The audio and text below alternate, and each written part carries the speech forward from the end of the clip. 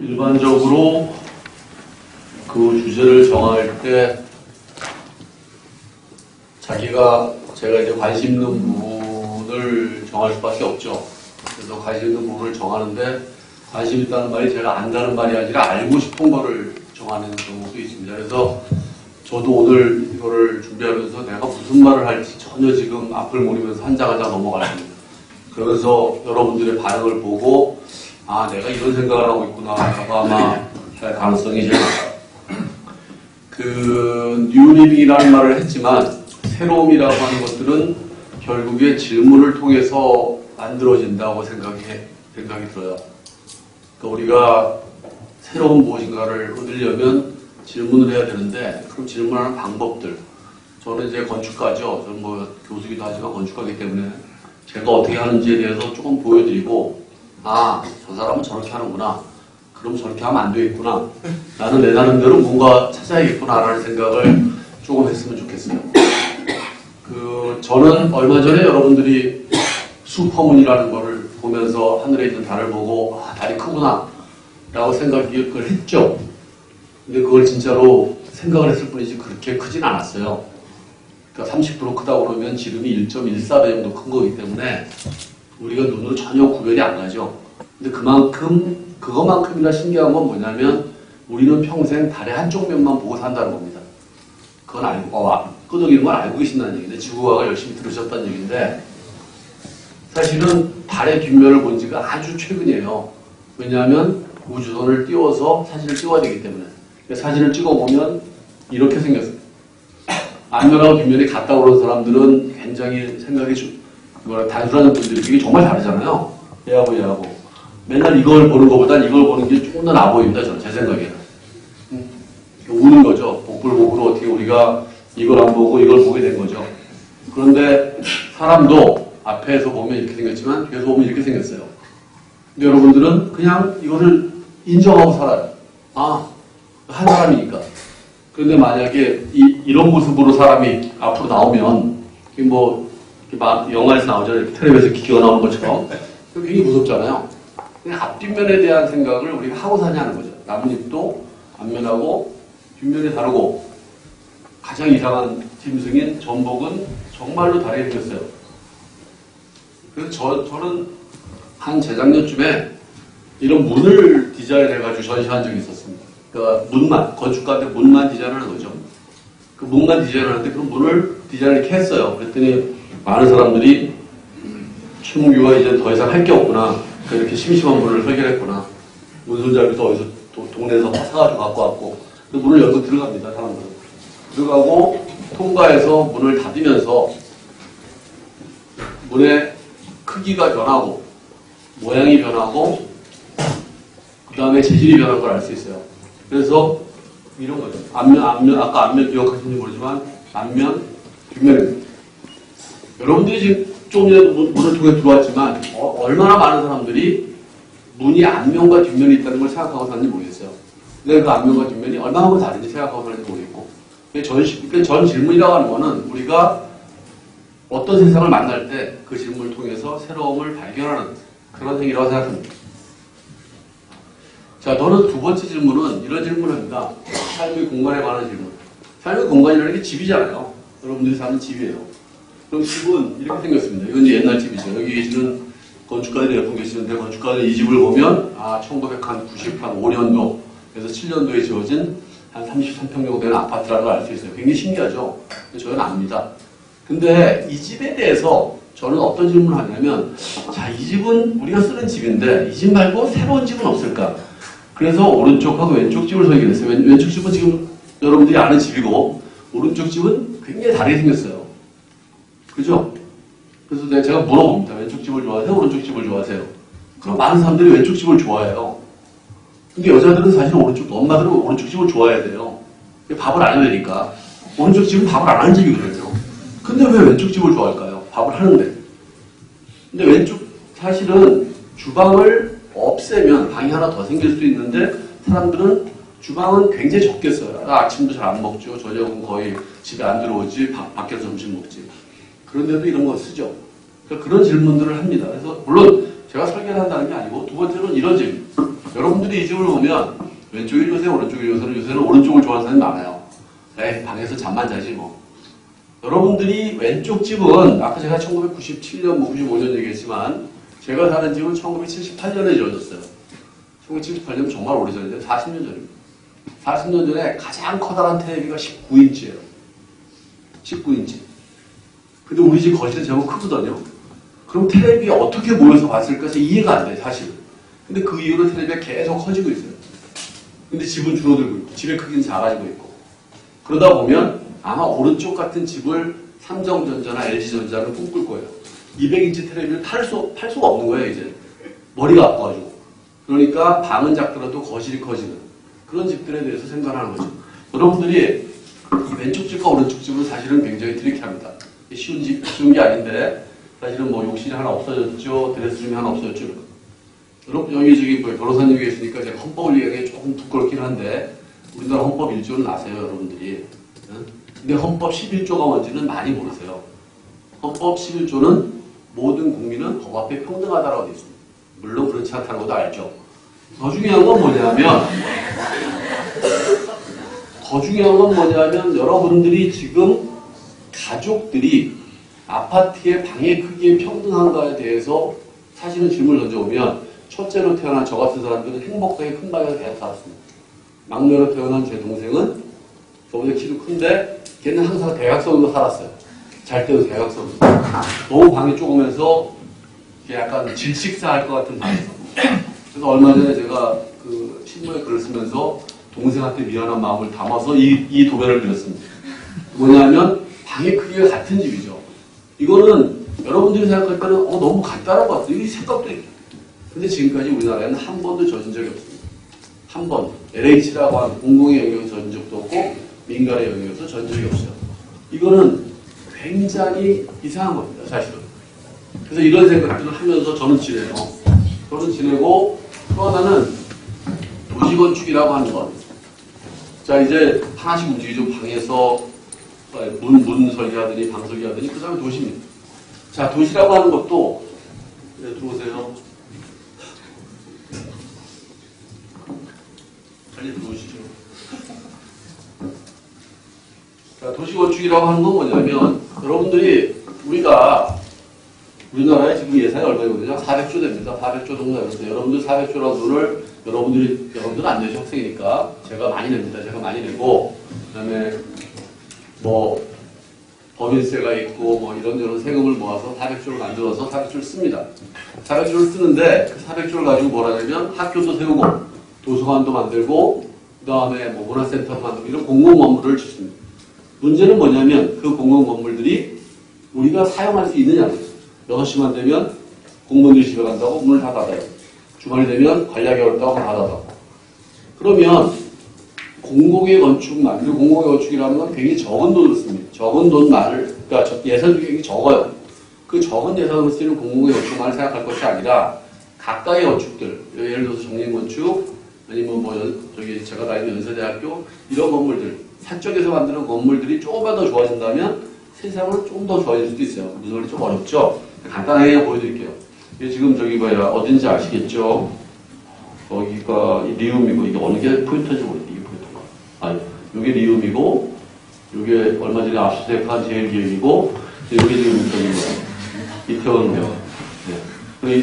그 이태원로에서 보면, 여러분들이 이태원로를 쭉 걸어가다 보면, 요새들 많이 가면 자기가 어딘지 잘 몰라요. 왜냐하면, 이렇게 보이기 때문에, 꽉 막혀 보이기 때문에 자기가 지금 남산 자락을 걷고 있는지, 아니면 그냥 일반 길을 걷고 있는지 잘 모릅니다. 그런데 여기 이런 건물이 있었어요. 신기한 건물인데 굉장히 되게 신기하게 생겼어요. 여기 피사의 사탑이 서 있는 아주 특이한 건물인데 여기 옛날 건물이고 이 건물에 이제 건물을 짓기로 했는데 저희가 제안했던 거는 건물을 짓지 말고 구멍을 크게 열어주자는 거였습니다. 구멍을 크게 열어주면 이런 건물이 세워지고 결국에 지어진 건물은 이런 건물이죠. 여러분들이 이태원에 가서 현대카드 뮤직라이브를 가보면 쭉 거리를 걷다가 갑자기 구멍이 빵 뚫린 게 보여요. 그리고 그 구멍을 통해서 아래를 보면 저 아래 남산에서 내려오는 한강으로 이어지는 커다란 어떤 공간이 생기죠. 이건 뭐냐? 사실 이 현대카드는 공공이 아니에요. 여러분들 세금으로 저지 건물이 아닙니다. 그런데 물론 자기네들의 어떤 뭐라고 하나요? 약간 광고 효과, 홍보 효과도 있겠지만 그 홍보 효과를 만큼이나 중요한 건 우리가 이 공간을 개인이 짓더라도 아니면 개인의 회사가 짓더라도 얼마만큼 공공적으로 사용하느냐라고 하는 생각을 할 수 있다는 겁니다. 여러분들이 가서 보시는 게 좋을 것 같아서 그냥 넘어가겠습니다. 그래서 많은 분들이 그런데 현대카드가 없으면 못 들어가는데요 라고 얘기합니다. 못 들어가요. 여기는 못 들어갑니다. 저도 현대카드가 없어서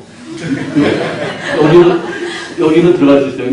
여기 돈만 있으면 들어갈 수 있어요. 커피집이니까. 여기는 마음대로 들어갈 수 있습니다. 9 to 5, 저기 저녁에 들어가서 사람들이 이렇게 쉴 수 있는 공간을 만들어주는 거죠.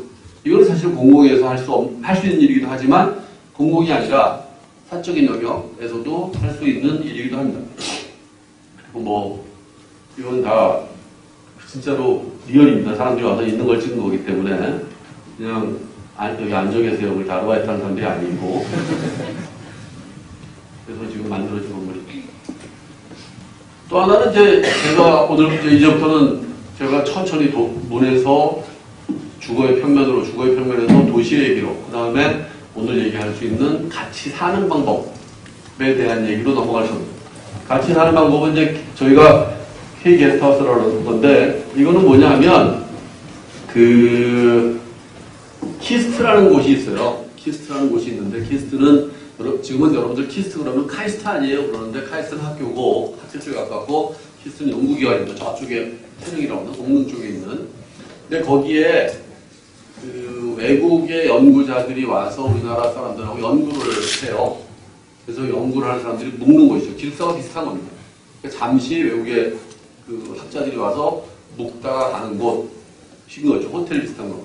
근데 그분들을 좋은 호텔, 롯데호텔이나 뭐 하얏트 호텔 이렇게 갔다가 오시면은 한 일주일 있다가 다 도망쳐요. 도저히 못 살겠다. 여러분, 저 내일 출장 가지만 한 일주일, 여러분들 젊을 때는 야, 호텔 좋지 않아 그러지만 한 일주일 있으면 미칠 것 같거든요. 너무 좁고, 그 다음에 답답하고 그러니까. 그런데 그래서 이게 지금 옛날에 졌던 그 아파트형 집인데 사람들이 오질 않는 거예요. 아무도. 그래서 새로 저희한테 현상 설계를 통해서 저희가 그 당선이 돼서 졌는데 저희가 진 집은 굉장히 단순한 생각입니다. 일단 집이니까 집을 짓자. 그 다음에 사람들이 각 집에 있으면 모여서 있는 곳이 있어야 되니까 모이는 공간을 만들자라는 거죠. 굉장히 단순한 것으로 보이잖아요. 지금 집입니다. 이쪽이 집, 이쪽이 모이는 공간. 뭐 어떻게 보면 저렇게 뭐 벽돌로 건물을 짓냐 하지만 제가 벽돌을 개인적으로 좋아하는 거 있습니다. 여러분들이 생각할 때는 건축가들이 굉장히 뭐 이렇게 멋있게 생각하는 거 같지만 제가 초등학교 때 읽었던 돼지사명제에 보면 벽돌집이 오래 가더라라는 얘기가 있잖아요. 아니, 저는 아직도 그게 머릿속에 남아있어요. 아, 벽돌로 집을 짓는 거다, 집은. 그리고 그게, 아니, 여러분들이 그렇게 생각하는 것처럼 그 이야기는 외국에서 왔기 때문에 외국 사람들도 자기 집, 아까 말한 대로 호텔이 아니라 자기 집에 산다는 말. 그러니까 집을 옮겼다는 생각으로 여기로 오면 오래 있습니다. 그래서 이 집은 아주 단순하게 생각하면 16채의 집인데 16채의 집이 한 집에 마당이 있고 위에 집도 마당이 있고 각자 집인 거예요. 이거는 호텔이나 아니면은 이런 멋있는 뭐 콘도미니엄이 아니라 내 집인 거예요. 잠시 동안. 그래서 집에서 뭐 밥도 해 먹고 하는 거죠. 그리고 여기에 제일 중요한 매직은 집만큼이나 중요한 요 앞에 있는 집입니다. 요 앞에 있는 집은 지금 여기 보면 쭉 경사가 있기 때문에 사람들이 나와서 발코니에 있게 돼요. 자, 여기에 이제 커뮤니티 센터입니다. 여러분들이 기숙사를 만들면 이런 이제 고민을 할 겁니다. 기숙사에 사는 사람들도 있죠. 기숙사에 살면은 야, 오늘 내 친구랑 뭔가 술 한잔 해야겠어. 그러고 갔는데 아무도 없어요. 로비에. 그럼 방으로 가요. 물론 이제 카톡이라고 하는 좋은 제도가 있긴 해요. 카톡을 막 하겠죠. 그런데 사람이 저기 로비에 있으면 아, 너 잠깐만 기다려. 나 바로 갖다 내려오고 한잔 하자. 이렇게 되는 거죠. 그런데 그렇지 않으면 하나가 올라가고 두 번째 올라가고 세 번째 올라가고 다 자기 방에 있어서 뭐 이상한 야동도 보고 아니면 이상한 뭐 게임도 하고 하면서 자기 방에 침잠을 하는 거예요. 그러다 보면 커뮤니티라고 하는 게 만들어지기 어렵죠. 이 집은 사실은 굉장히 단순한 생각입니다. 방에서 커뮤니티 시설이 보인다라고 하는. 자, 방에서 커뮤니티 시설이 보인다는 거는 뭐냐면 방에 가서 샤워를 하고 있는데 누군가가 저기 어릇어릇하면 아, 선수 잡았다라는 생각이 들잖아요. 그 건수라는 것이 우리가 말하는 공동체일지도 모릅니다. 그러니까 그런 것으로 2층에서 보면 2층에서 보이죠. 또 하나는 이거는 그 LH에서 어떤 현상 설계였었는데 저 니케 야마모토하고 일본의 건축가하고 저하고 같이 했습니다. 중요한 아이디어는 니케 야마모토가 안 했어요. 저희가 이제 건물을 접고 그 중에 하나가 이 건물입니다. 이 건물인데 이 건물은 이렇게 생겼어요.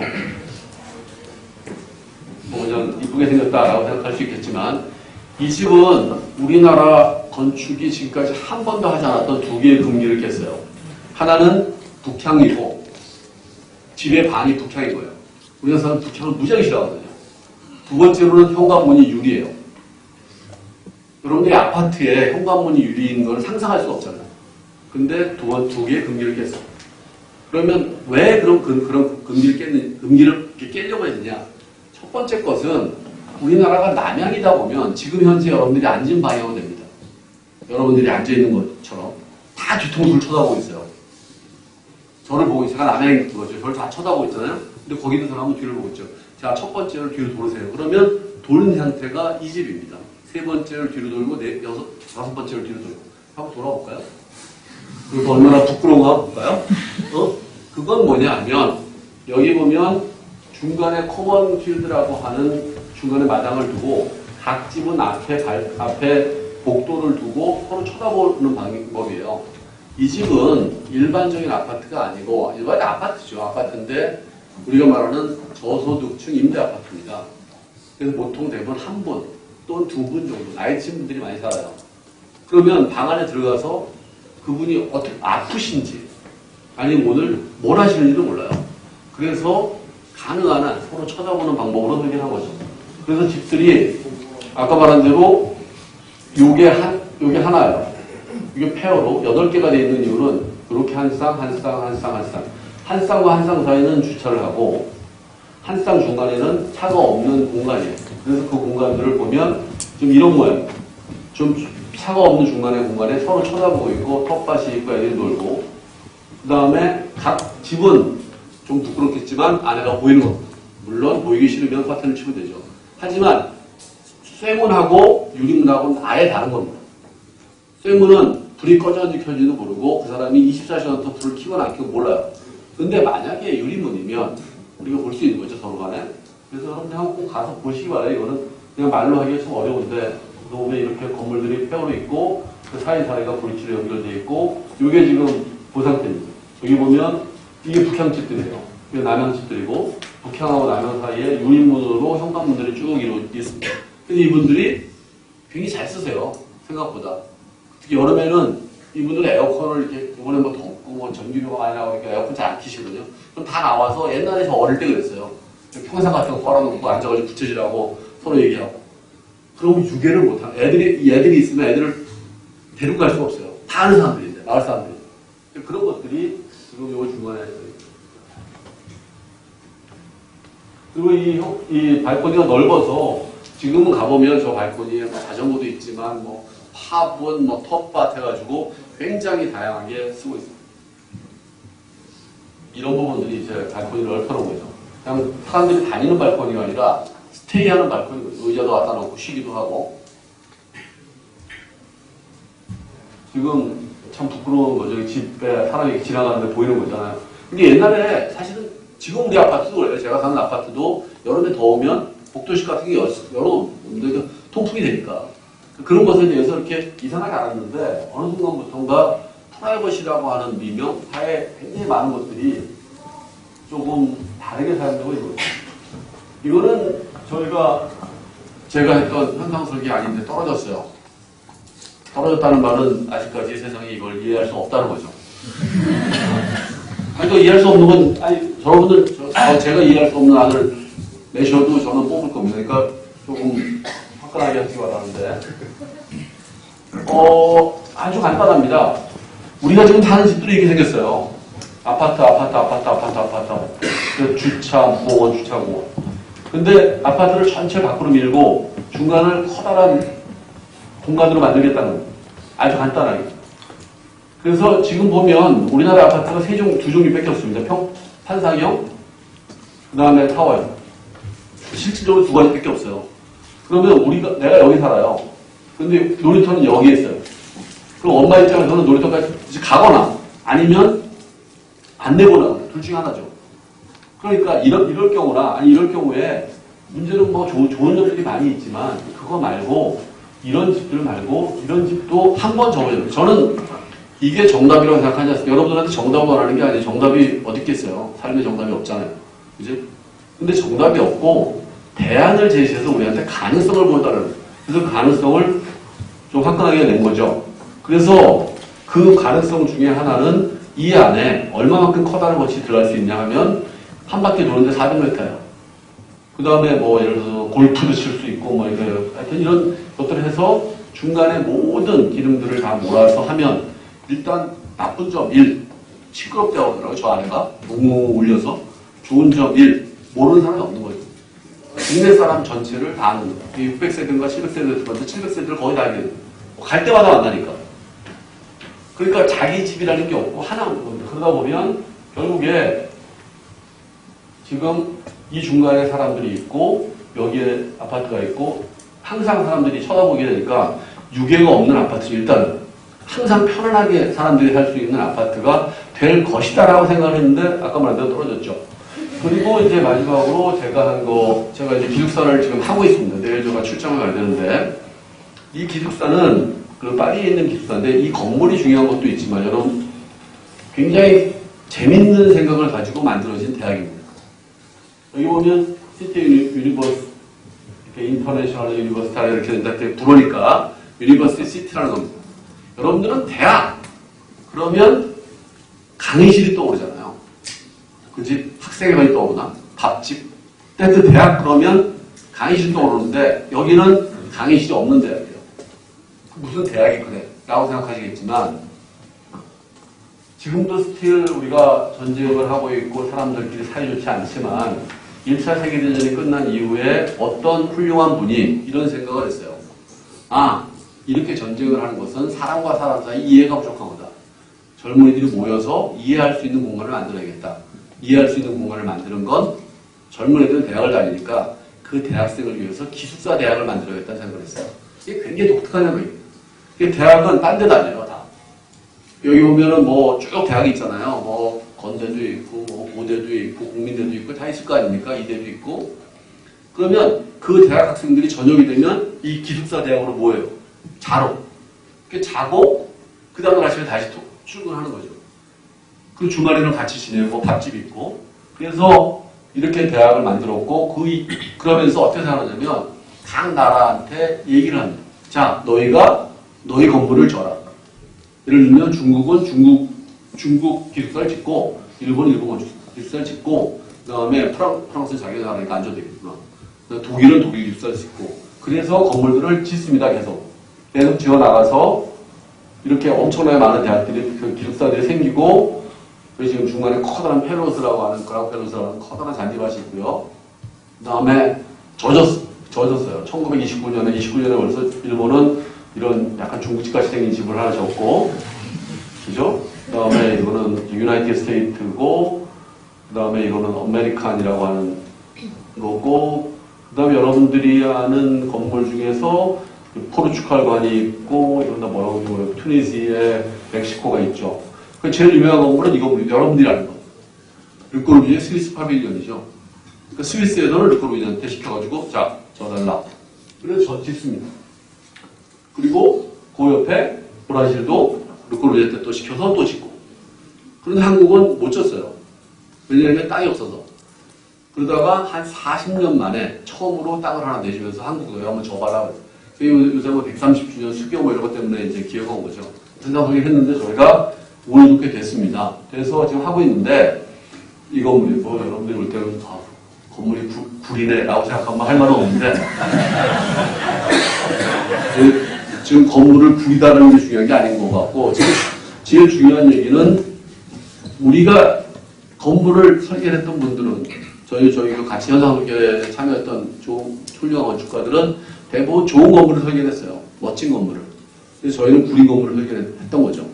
구리다는 것보다는 저희는 무슨 생각을 했냐면 자, 기숙사의 방들은 이미 정해진 프로그램이에요. 움직일 수가 없었어요. 이때는. 딱 면적도 정해지고 크기도 정해지고 다 끝났어요.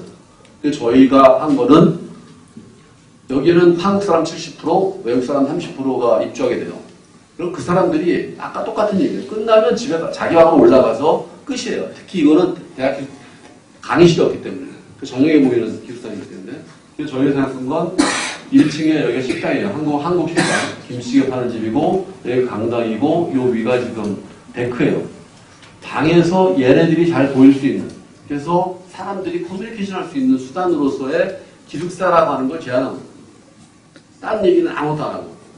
딴 분들은 뭐 멋진 얘기도 많이 했던 것 같은데. 그래서 됐어요. 그 다음에 안에 들어오면 이렇게 투명해서 그런 것들이 안쪽 바깥쪽으로 보이게 앞에 커다란 지금 여기는 안 보이지만 저 멀리 지금 이 정도의 그 스위스 파빌리온이 보여요. 100m 떨어진데 그 중간에 나무들이 많아서 다행이긴 한데 그리고 얼마 전에 저희 이진호 선생이라고 제가 설계한 건 아닙니다만은 좀 전에 우리 그 옆에서 데모하고 있는데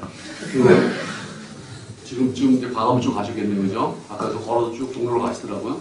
근데 그 이진호 선생님이 설계했던 어쩌다 가게라고, 어쩌다 집이라는 거, 어쩌다 가게인데, 이건 제가 왜 이거를 넣냐면, 건물을 설계한, 그러니까 모양보다는 이분은 관심이 많은 게 뭐냐면, 건축주가 나한테 찾아와서, 건축가가 설계를 이쁘게 해서, 그 다음에 지어진 다음에 사람들이 입주자를 모집하는 방식에 대해서 불만을 가진 거죠.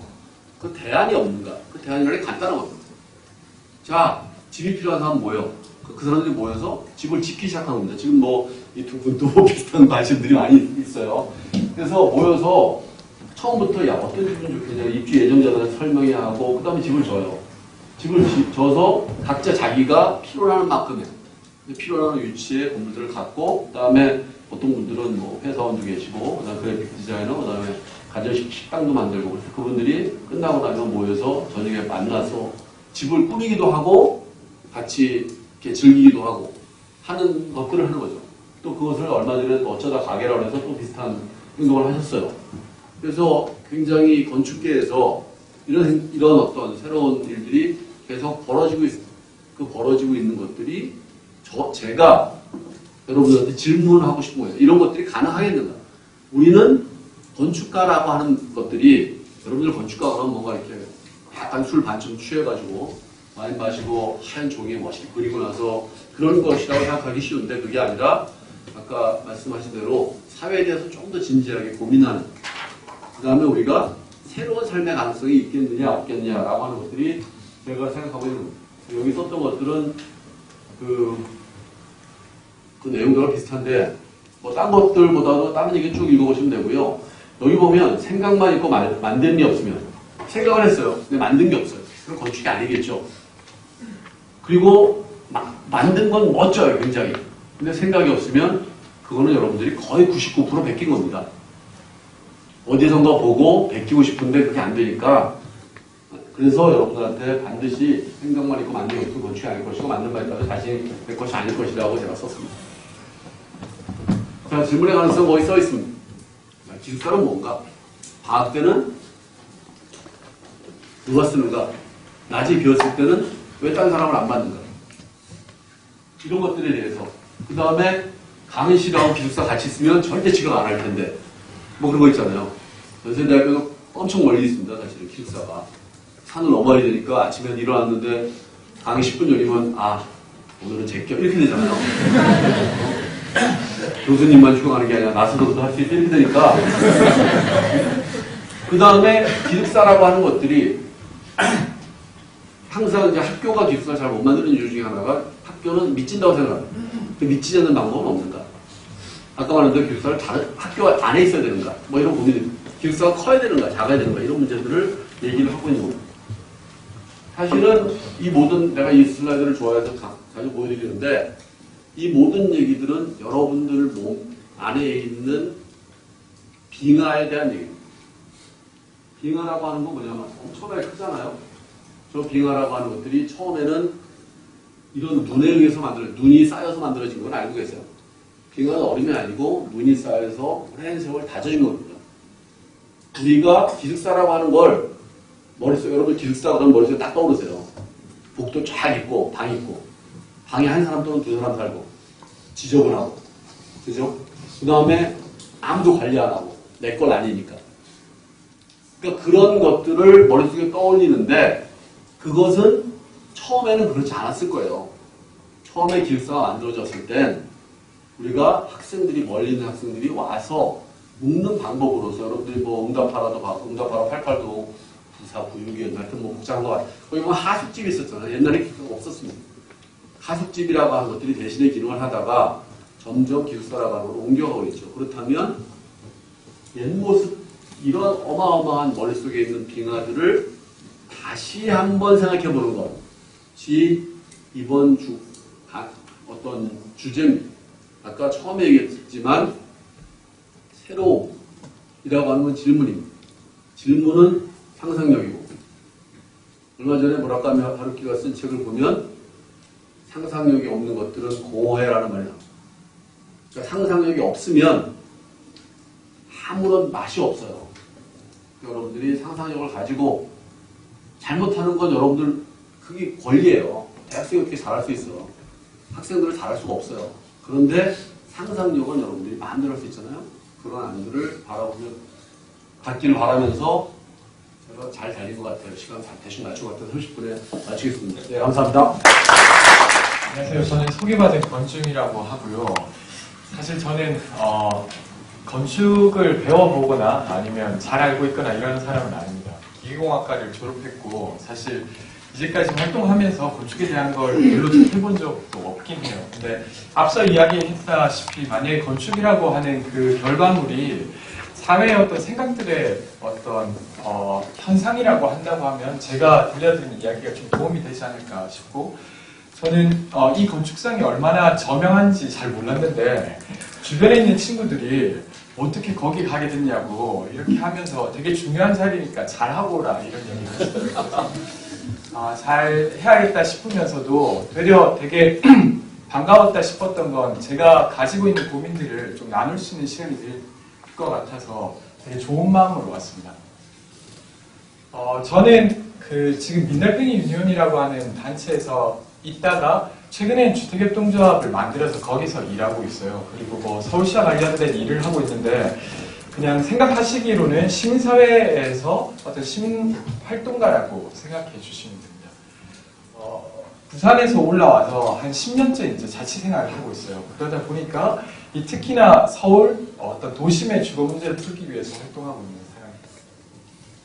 제가 오늘 그 발표 준비를 하다가 되게 우연하게 이제 페이스북을 들어왔는데 페이스북에 들어가면 그런 게 있잖아요. 뭐 3년 전에 뭐 어떤 일이 있었죠. 이런 거 보여주는데 제가 3년 전에 SBS 어디에 가서 인터뷰를 하고 나왔는데 그 장소가 목동에 있는데 목동에 있는 이 플랑을 제가 찍었던 게 다시 뜨더라고요. 이게 나중에 이야기 드릴 텐데 이게 이제 운동은 인생 본능, 체력은 국력 뭐 이렇게 하면서 행복주택을 반대하는 플랑이에요. 그래서 이거 이야기를 좀 나중에 해보도록 하겠습니다. 일단은 저는 오늘 한 3가지 정도의 이야기를 드리려고 하고 말미에 1가지 정도를 더 보충하려고 하는데요. 일단 3가지 이야기 중에 제가 다루고자 하는 핵심은 가구의 변화가 되게 빠른 속도로 진행되고 있다는 것에 대한 겁니다. 최근에 인구주택 총조사 자료가 발표가 됐어요. 5년마다 하는데 2015년도 자료가 발표됐는데 예를 들면 20년 전에 대한민국이 구성했던 가구의 수와 가구의 구성과 지금의 구성은 완전히 역전된 상태입니다. 그 가구의 구성이라고 하는 건 저는 사회의 가장 기본적인 어떤 요소라고 생각하고 그 요소들이 어떻게 작용하는가가 사회를 재구성한다고 생각하는데 그런 면에서 엄청 많은 것들이 변할 것 같고 거기에 대해서 제가 좀 이야기를 드리고 마지막으로 앞서 이야기 드렸다시피 어떤 기숙사를 둘러싼 어떤 정치에 대해서 이야기를 해보려고요. 앞서 이야기 드릴 건 그거 전에 어쨌건 문제에 대해서 좀 간략히 이야기 드리려고 합니다. 2012년도 자료인데요. 대한민국에서 중간 정도 소득을 가진 자가 서울에 있는 중간 가격의 아파트를 저축으로 사기까지 걸리는 시간이 75년이라고요. 혹시 95살이신 분이 계십니까? 그러니까 20살부터 돈을 벌었으면 그 나이가 되면 이제 서울에 딱 중간 가격의 아파트를 살 수 있는데 그리고 혹여나 이제 돈을 써버렸거나 돈을 좀 적게 버셨게 되면 이분이 같은 경우는 2,300년을 모아야 돼요.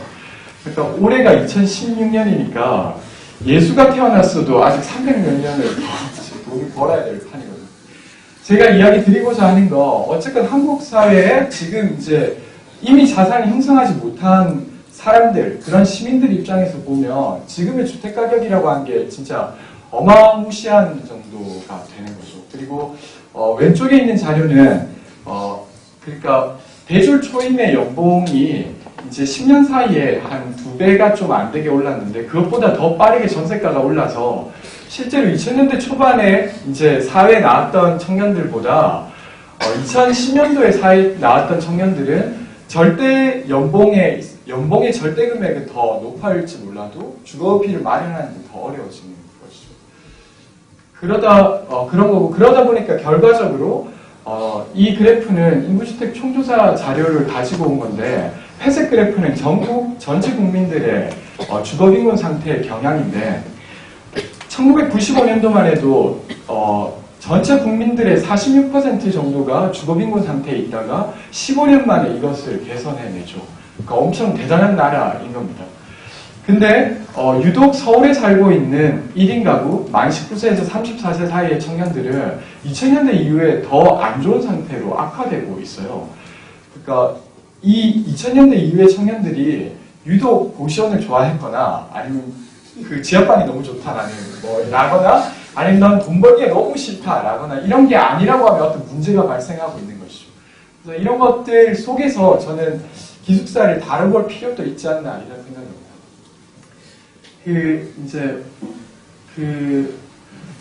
대학알림이 최근에 자료를 좀 가져와 봤어요. 그러니까 서울의 기숙사 수용률이 얼마나 되는지를 가져와 봤더니 지금 어쨌든 많이 올라서 10% 정도가 지금 서울 같은 경우는 그렇고 기숙사의 비용은 다음과 같이 이렇게 평균은 여기 있는데 1인실 같은 경우는 이제 최대 64만 원짜리 기숙사가 있어요. 그러니까 사실 밖에 있는 것보다 훨씬 더 비싸고 2인실도 38만 원 정도.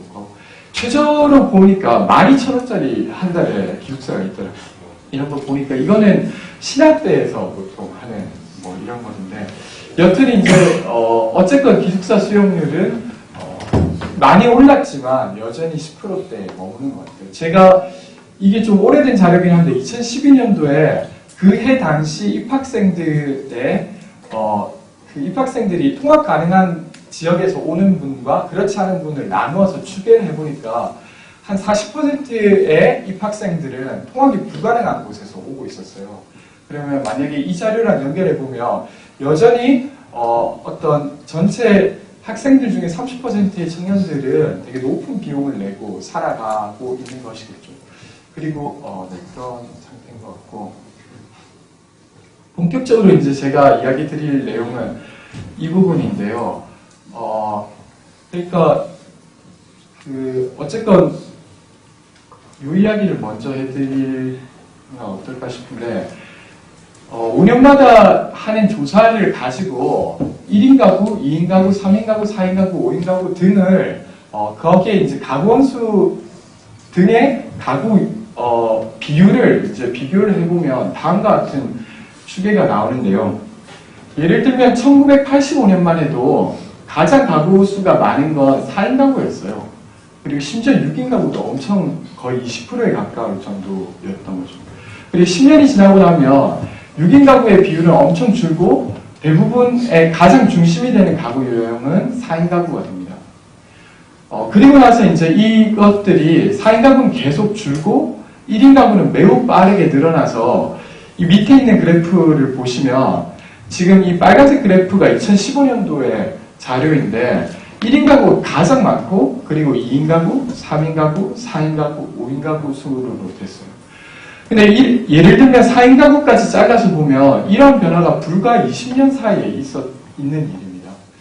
그래서 그리고 이제 평균 가구 원수도 85년도에 이제 4명 정도가 됐다가 지금은 2.5명이 된 것이죠. 제가 이 이야기를 왜 드리냐면 앞에 있는 그림과 좀 이야기를 연결해 보면 대한민국이라고 대한민국의 되게 중심 가구 유형이 4인 가구였던 거죠. 그리고 그들을 중심으로 아마 건축했겠죠. 그리고 그들을 중심으로 예를 들면 소비도 일어났을 거고 그들을 중심으로 생산도 이렇게 만들어졌을 텐데 그때 지어진 집들이 있을 것 같아요. 그리고 제가 다큐멘터리를 찍은 적이 있었는데 그때 막 인터뷰를 하러 다니다가 2006년도에는 큰 평형대 아파트를 분양받기만 하면 로또였다라고 하더라고요. 그래서 예를 들면 10억짜리 아파트 분양 받으면 받자마자 30억이 되는 어떤 시절이 있어서 그때만 해도 건설사들은 최대한 큰 평형대의 집을 지으려고 했었죠. 그러니까 최소한의 어떤 규제에 의한 몇 가지, 그러니까 소형주택을 짓는 것 말고는. 그렇게 해서 많은 주택들이 지금 지어 있습니다. 이 사진은 타워팰리스 사진인데, 대표적으로 이제 고급 주택들은 되게 평형이 많이 커요. 근데 제가 올해 좀 재밌는 이야기를 들었던 건 이런 건데, 그 부산의 마린시티라고 되게 그 유리벽으로 되어 있는 고급 아파트 지역에 올해 많이 더웠잖아요.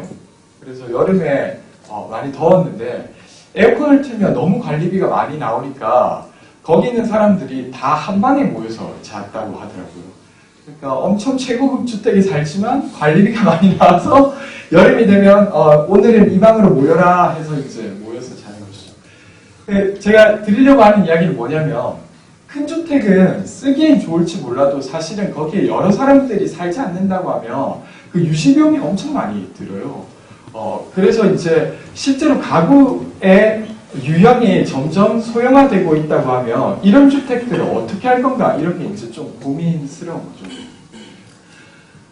그리고 이제 2015년도 같은 자료로 그 면적별 이제 주택의 호수를 가져와 봤어요. 제가 사실 이걸 찾아보기 전에 좀 우려했던 거, 예를 들면 40평대 이상의 주택들이 너무 많으면 이걸 어떻게 할까 이런 게 고민이었는데 생각보다 많지는 않더라고요. 그래서 이 밑에 있는 게 전체, 예를 들면 요거 이상이 이제 30평대 이상의 어떤 주택들의 어떤 호수고 이런 건데 그렇게 많지는 않은데 근데 어쨌든 그것을 보면 예를 들면 70평대 이상의 주택이 한 38만 원 정도가 돼요. 그리고 60평대 이상의 주택도 40만 원 정도가 되고 뭐 이런 식인 거죠. 그리고 그것을 누적해서 보면 어쨌든 30평대 이상의 주택들이 270만 호 정도가 되는 겁니다. 최근에 일본 기사가 많이 올라오고 있는데요. 일본은 대표적으로 이제 부동산 거품이 빠져서 여러 가지 어려움을 겪고 있죠. 근데 기사를 보면 이렇게 돼 있는데 도쿄 도심에서 1시간 통근 거리인 데다가 땅값이 싸서 1980년대 많은 이들이 이주했다고 해요. 그런데 부동산 거품이 꺼진 다음에 다시 사람들이 도쿄로 들어가게 되자 원래 있던 그 지역의 가격이 많이 줄었죠. 그래서 24평짜리 아파트가 1억 5천 정도 하던 것이 지금은 5천만 원 정도로 떨어졌고 최근에는 노인에게 불편한 꼭대기층, 그러니까 엘리베이터가 없는 그 층은 24평짜리가 600만 원에 거래됐다고 하거든요. 600만 원이면 저도 어떻게 좀 해볼 만한 물건이에요.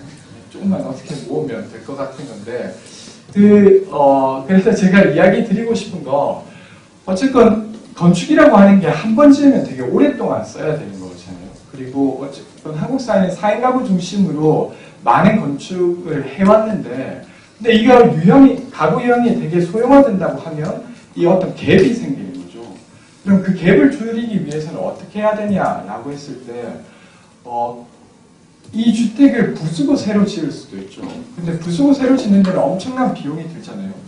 지금 아현동 쪽에 재개발을 하고 있는데 이미 재개발이 된 곳의 가격을 제가 물어봤더니 24평짜리가 전세가로 5억이라고 하더라고요.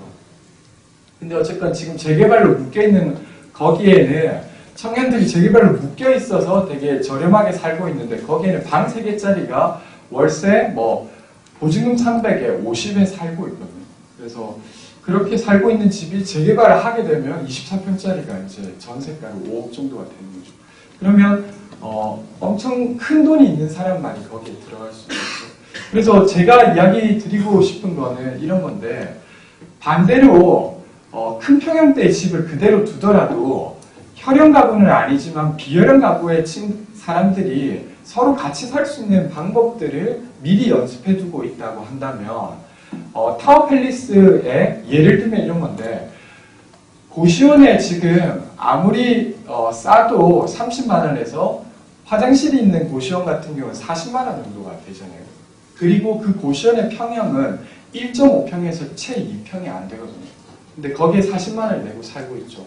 근데 타워 팰리스가 제가 최근엔 찾아보지 못했는데 뭐 이런 주택들이 있어요. 그러니까 보증금 5천에 월세 300 이런 건데 그 타워 팰리스 주택에 이미 고시택에 살고 있는 한 6명에서 7명 정도가 같이 들어와서 살 수 있다고 하면 어떨까? 물론 그것도 또 많이 비싸겠죠. 거기 관리비도 있고 뭐 이럴 텐데 근데 이런 것들을 좀 연습해 두는 것이 사회 전체를 볼 때 어떤 불일치가 나는 것들을 부수고 새로 짓는 방식이 아니라 다른 방식으로 좀 해볼 수 있지 않을까.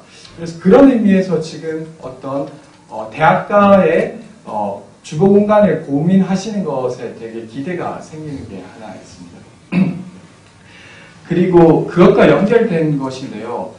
두 번째는 저는 어쨌든 한국 사회는 되게 가족주의 중심으로 지금까지 이 어떤 사회 토대를 만들어 왔다고 생각을 해요. 그리고 그것이 꼭 나쁜 거라고 생각하지는 않습니다. 근데 그런 것들이 해체되고 있다고 하면 그에 맞는 어떤 전형이나 문화나 이런 것들을 빠르게 만들어 가야만 가족을 형성하지 못한 다수의 사람들이 행복할 수 있는 기준을 찾을 수 있다고 생각해요. 그건 작게 관계 맺음에 대한 것도 마찬가지인데요. 아까도 이야기가 잠깐 나왔는데 1988 드라마가 최근에 있었잖아요. 저희 어머니는 이 드라마를 엄청 좋아하시더라고요. 그리고 저도 이 드라마를 보면서 옛날 생각도 많이 나고 좋았습니다. 근데 실제로 이 당시에 이제 어떤 4인 가구 혹은 아니면 3인 가구가 되게 인간적인 어떤 관계를 맺어왔던 그리고 뭐 성동희 씨가 어떤 주변과 관계 맺고 그 주변과 관계 맺는 것 속에서 그의 자녀들이 태기방에 모여서 어떤 관계를 맺었던 이것이 지금의 한국 사회에 되게 보편적으로 가능한 일인가? 라고 질문하면 저는 그렇지 않다고 생각하거든요. 저는 한 3년 전에 되게 부유한 집에 과외를 하러 간 적이 있었는데 그 집은 정말 이렇게 살고 있었어요.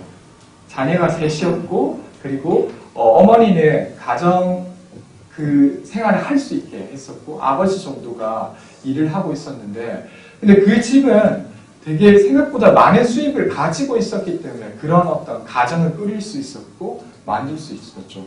근데 지금 한국 사회에 그런 유형의 어떤 가족을 꾸리기까지는 엄청난 비용이 들잖아요.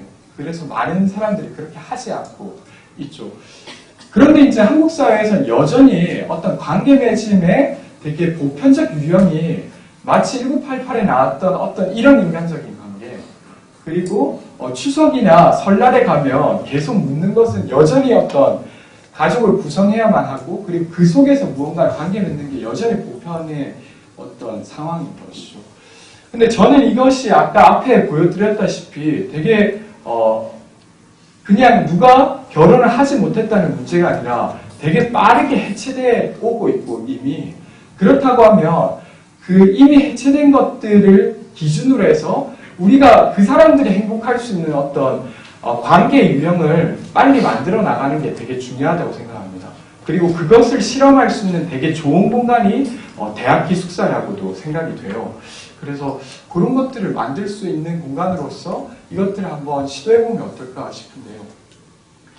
그 어떤 하나의 예시 정도를 가져와 봤는데 그 이제 지구는 물이 액체인 상태로 이 여러 가지들을 구성하잖아요. 그러니까 생명체들은 거의 물을 기준으로 무언가를 하죠. 그리고 물을 가지고 어떤 생명 활동을 하고 그리고 거기에서 무언가를 받아들이고 다시 뱉어내고 뭐 이렇게 하는데 그 목성의 위성이라고 할까요? 타이탄이라고 하는 행성은 그 기준 단위가 메탄올이라고 하거든요. 제가 좋아하는 코스모스라고 하는 어떤 다큐멘터리에 나오는 내용인데 근데 이제 물을 기준으로 어떤 만들어지는 행성의 상호작용과 메탄올을 가지고 만들어지는 행성의 상호작용은 완전 다른 차원의 것일 거라고 생각해요.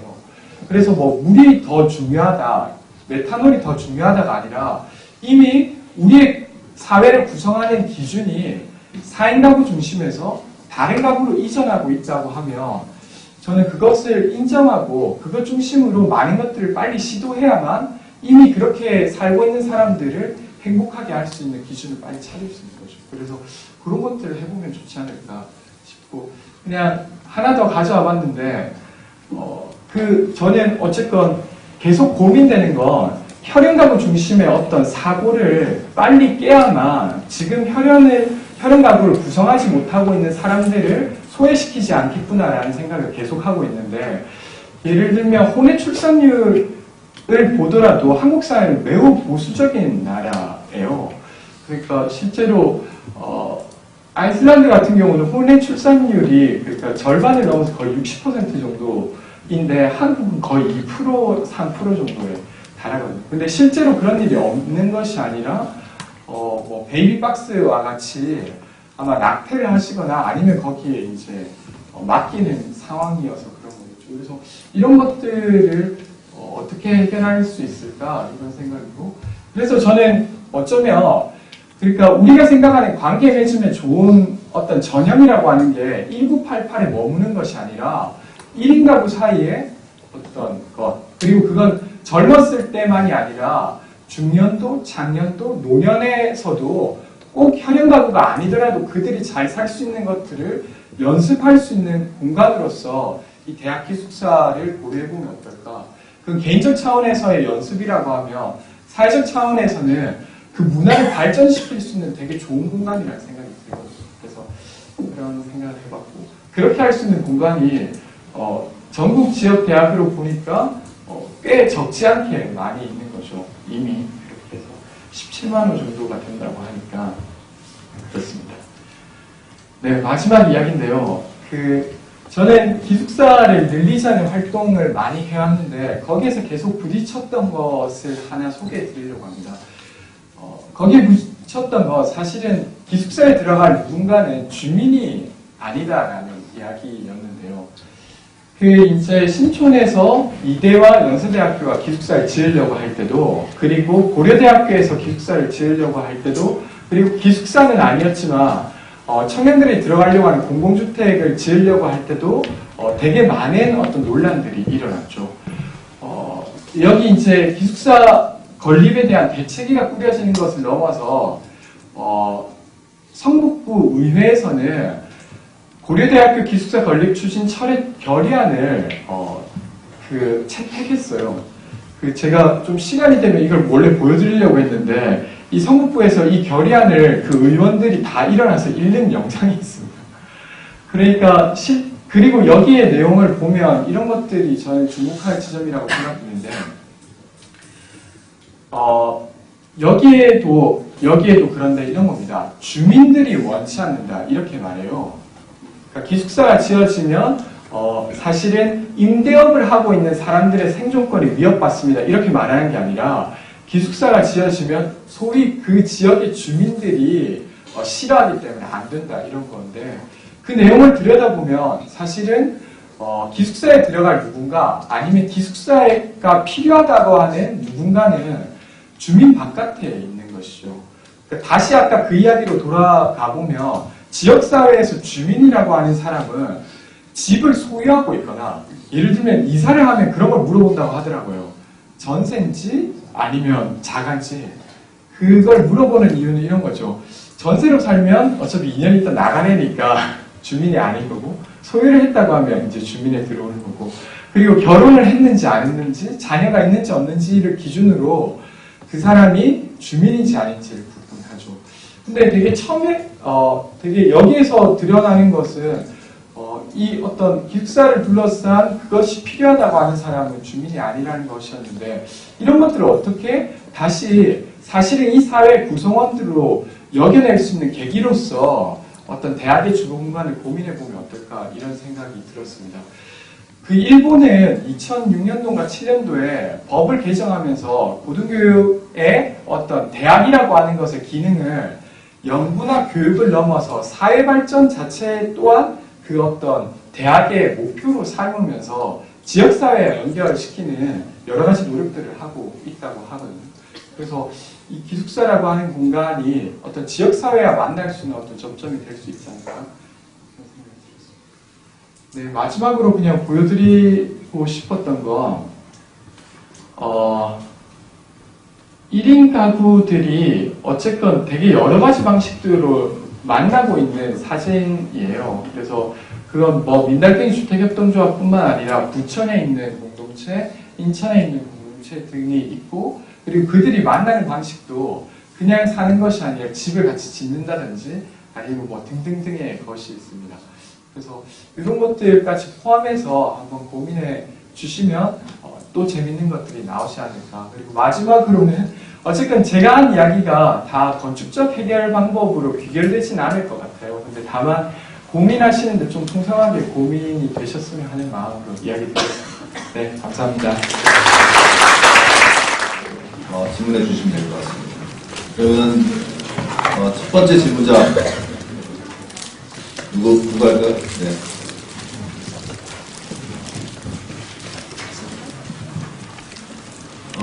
질문 아직 첫 번째 질문자가 좀 어렵죠. 네. 제가 그럼 첫 번째 질문 학생도 아닌데 첫 번째 질문 하면서 여러분 그동안 생각해 주실 것 같습니다. 이게 분명히 건축 공모전이기 때문에 우리가 이제 아까 권지용 이사장이 한번 여러분께 얘기를 들은지 모르겠는데 그냥 우리가 그럼 대학 주변에 있는 이게 50에서 200명 거주할 수 있는 공간이니까 뭐 한 50명 거주할 수 있는 집 한 10개 정도를 임대해서 방을 쪼개면 한 달에 한 20에서 30만 원 정도 내면 그렇죠? 거주할 수 있는 거잖아요. 나름대로 어떤 사람들의 연합, 그게 건축적 프로그램은 아니지만 사람들의 연합, 협동, 뭐 이런 걸 통해서 충분히 가능한 그리고 훨씬 더 저렴하고 지속 가능한 공간들이 나올 가능성도 있는데 그런 안도 괜찮은 건지 잘 모르겠습니다.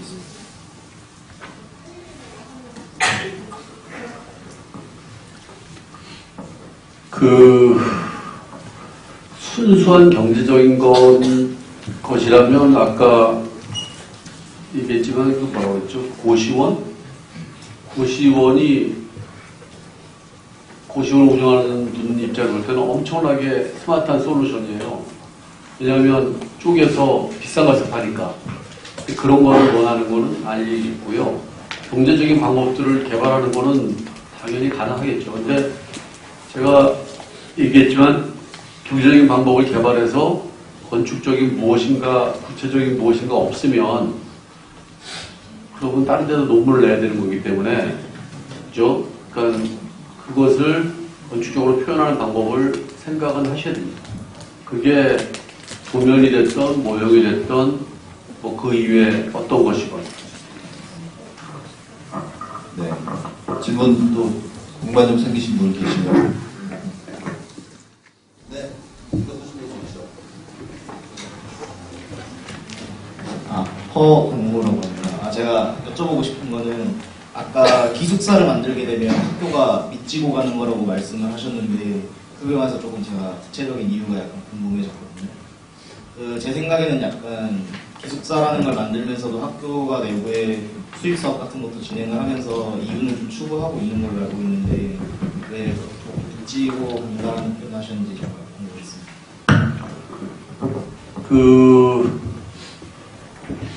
조금 아무래도 잘 아실 것 같은데 이 복잡하죠. 그러니까 기숙사를 짓는 돈을 만약에 학교가 내서 학생들이 내는 그 기숙사 비용만 된다면 학교는 아주 오랫동안 그 돈을 사실은 갚아야 되는 경우가 생깁니다. 물론 이제 여기 경제이기 때문에 경제학과도 있다고 그러지만 그 당시에 이자율 뭐 이런 여러 가지 운영비 이런 것이 복잡하기 때문에 그런데 학교가 기숙사를 짓도록 나라에서 여러 가지 도움도 줘요. 방법들을 개발하고 있고 그래서 그거는 제가 아주 그냥 지나가면서 쉽게 얘기하는 얘기고 실질적으로 학교마다 케이스 바이 케이스 다 다를 겁니다. 어디는 돈을 버는 학교도 있고 그러니까 예를 들면 여기는 다 다른 대학이잖아요. 등록금을 받아서 어떤 대학은 등록금만으로도 남는 대학이 있고요. 어떤 대학은 등록금을 100% 쓰고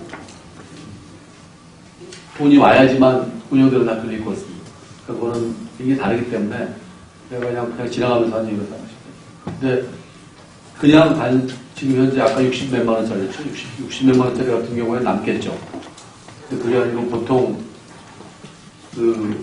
제가 다니는 학교 연대 같은 경우에 기숙사를 한 곳에서 져줬어요. 져줬고 그 기숙사를 돈을 받는데 나중에 계산을 해보면 학교가 그렇게 많이 받으면 안 되는 거에도 불구하고 학교는 그렇게 받지 않으면 이익이 나지 않는 뭐 이런 구조가 돼. 이익이라기보다는 그냥 관리가 되지 않는 구조가 되는 경우가 많습니다. 공짜로 져준 건물인데도 불구하고. 복잡한 뭐 얘기입니다. 그거를 뭐 생각 깊이 들어가실 수 있는 분 들어가 보셔도 될 것 같아요. 아마 이제 건물을 짓고 아까 제가 뭐 간단하게 말씀드리면 운영 관리 부분의 비용이 있는 거잖아요. 그렇죠? 그러니까 이게 그 부분에 대한 생각이 공간에 반영되고 그것이 현실적으로 공간으로 구축되는 방식 이 안들을 좀 더 해주시면 이상적이지 않을까 생각합니다. 혹시 제가 설명하는 게 조금 뭐 오해가 있거나 이러면 수정해 주시면 될 것 같고요. 네. 아까 잠시 그런 얘기도 했지만 이제 기숙사가 또 우리가 굉장히 여러분들은 많이 공부하는 거 같잖아요. 근데 1년에 한 4달 반 5달이 방학이에요. 비어있다고. 근데 비어있는 것까지도 사실 어떻게 쓰느냐도 사실 그 경제와 관련이 많이 돼요. 실질적으로. 그래서 그런 부분들에 대한 얘기들도 좀 필요한 것 같긴 합니다. 지금 모 대학은 여름이 되면 이제 뭐 외국에서 오는 프로그램들을 잠깐 해가지고 기숙사를 뭐 하는 방법들도 있고 하는데 그런 부분들에 대해서 좀 생각을 해보십니다. 제가 아파트를 안 하고 기숙사를 한 이유는 아파트는 실제로 뭐 LH라고 하는 것도 있고 SH도 있고 우리나라에 그런데서 굉장히 많은 사람들이 연구를 하고 또 제안을 하고 그래요. 물론 그 결과가 항상 좋은 것만은 아니지만 근데 기숙사는 잊혀진 주거예요. 일종의. 그래서 아무도 그냥 항상 모자랐기 때문에 어떻게 줘줘도 사실은 뭐 너무 잘하시겠지만 어떻게 줘줘도 불만도 없어요. 별로. 하숙비보다만 싸면 기숙사는 팔린다. 그러니까 그렇게 나빠도 항상 경쟁률도 세고 아마 그 내용들은 저기 사장님이 조금 더 정확히 얘기할 수 있을 것 같아요. 네. 아까 질문하신 거랑 조금 더 이어보면, 그러니까 2005년도 이전에는 기숙사가 지어진다고 하면 소위 이제 재단에서 자기 기금을 마련하고 그걸로 짓는 것이었거든요. 그러니까 학교 입장에서는 같은 돈을 놓고도 강의동을 짓거나 이런 것보다도 기숙사를 짓는 게 별로 티도 안 나는 시절에는 그게 미치는 상황이 또 있었을 것 같아요. 근데 최근의 기숙사는 좀 그렇지 않죠. 그러니까 최근의 기숙사는 거의 다 이제 BTL 방식을 취하고 있어서 그 건축비 모두를 거기에 입사생인 학생들이 다 부담하는 방식입니다. 그러니까 심지어 이제 국고 보조를 받은 기숙사도 지금 평균 24만 원, 2인 1실 24만 원을 기준으로 하고 있는데 이 역시도 그 건축비를 다 회수하기 때문에 그런 거거든요. 그래서 되게 인상 깊은 그 인터뷰는 이런 건데 그 기숙사 관리하는 기획실장이 이런 말을 해요. 나는 돈 하나도 안 들고 저거 지었다. 이렇게 말하고 그리고 거기에 갚을 돈도 다 입사생들이 내는 이런 거죠. 근데 어쨌든 이게 좀 왜곡이 있는데 이것 자체를 뭐 건축적으로 다루긴 좀 어렵다 하더라도 그런 배경은 있는 것 같습니다. 네, 또 질문 받겠습니다. 남자분 받고 그다음에 여자분. 네, 강대한이고요. 제가 궁금한 거는 이 건축법적인 거는 어디까지를 좀 생각하면서 설계를 하면 좋을지, 뭐 피난동선 어떻게 보면 그런 거나 계단 이런 거나 코어 뭐 이런 것도 법적인 영역에 대해서 우리나라 건축법에는 다른 거는 별로 없고요. 그냥 계단 2개를 같은 층에 놓으면 커다랗게 문제 없습니다. 조그만 집인 경우 하나만 있으면 되고 그 이외에는 건축법상으로 6층 이상이면 엘리베이터가 있어야 되고 6층 이상 아니면 엘리베이터 없어야 되고 우리나라의 지금 건축법의 가장 어려운 거는 여러분들은 잘 모르겠지만 장애인법이에요. 사실은. 그냥 그럼 장애인법을 어떻게 제가 해결하면 됩니까? 그러면 여러분들이 기부스를 했다고 생각하고 내 방을 찾아가는 방법을 개발하시면 됩니다. 1층에 계단이 너무 많다. 그럼 계단을 없애면 되고, 그 다음에 내가 6층에 산다. 그럼 당연히 엘리베이터가 있어야겠다는 생각하잖아요. 그런 정도가 그 장애인법을 전부 이해하기는 불가능하니까 그렇게 하시면 될 것 같아요. 문제는 이런 거겠죠. 여러분들이 예를 들어서 나는 대학 안에 짓지 않고 대학 밖에 기숙사를 짓고 싶은데 됩니까? 안 됩니까? 그런 것들은 그냥 무시하셔도 됩니다. 왜냐하면 그거는 저도 책을 찾아봐야 되니까, 법을. 그런 건 무조건 무시하시고 그냥 나머지는 그냥 기숙사하고 예를 들어서 뭐 술집을 결합해도 됩니까? 그냥 무시하시고 하시면 됩니다. 사실은 학교 내에 술집을 설치할 수 있냐, 술을 팔 수 있냐 없냐, 팔 수 있습니다. 팔 수 있는데 학교마다 못 파는 학교가 많을 거예요. 아마 우리나라 기독교 학교들이 많기 때문에. 근데 그런 걸 갖다가 그러면 유흥주점 됩니까? 그건 안 되죠.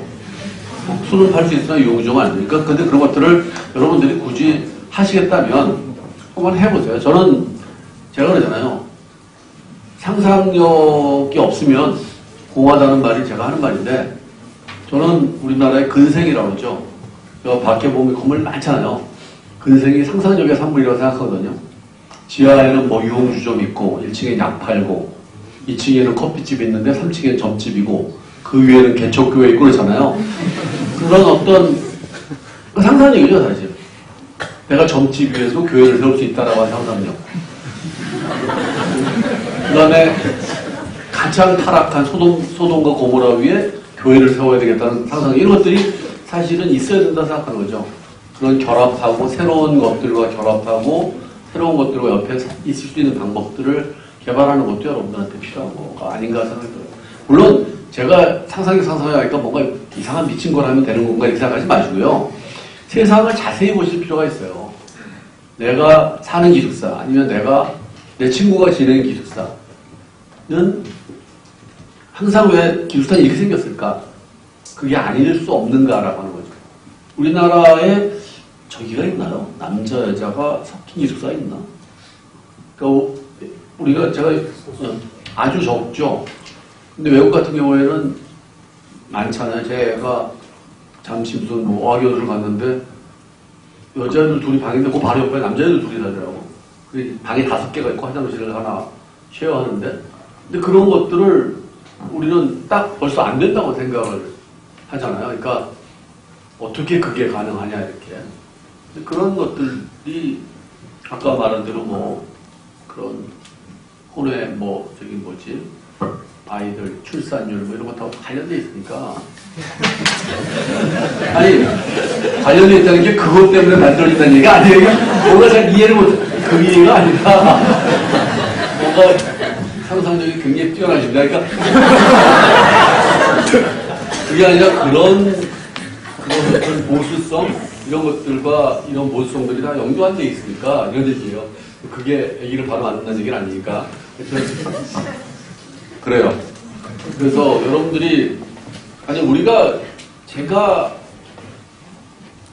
여러분들 나이였던 때에 생각하지 못했던 것들을 해야 된다고 생각하는 거죠. 왜냐하면 사실 저는 이 커뮤니티에 대해서도 아까도 잠시 변호사님하고 얘기하면서 그런 얘기 했는데, 제가 어릴 때 읽었던 책은 타인은 지옥이다라는 말이 있어요. 사르트르가 말이죠. 타인은 지옥이다라는 말이 있어요. 타인을 이해하기 어렵기 때문에. 그런데 지금 혼자 산다고 모여가지고 이제 공동체를 만들어서 살잖아요. 저게 굉장히 무서운 일이에요, 사실은. 잘 모르는 사람들, 가족은, 그래도 참는다 얘기했어요. 그래, 내 새끼니까 참는다. 내 와이프니까 참는다 얘기했지만, 가족이 아닌데 같이 살다가 틀어졌을 경우에 공동체라는 건 가능한가? 라는 것도 있어요. 그런 것들에 대해서 고민해볼 필요가 있어요, 사실은.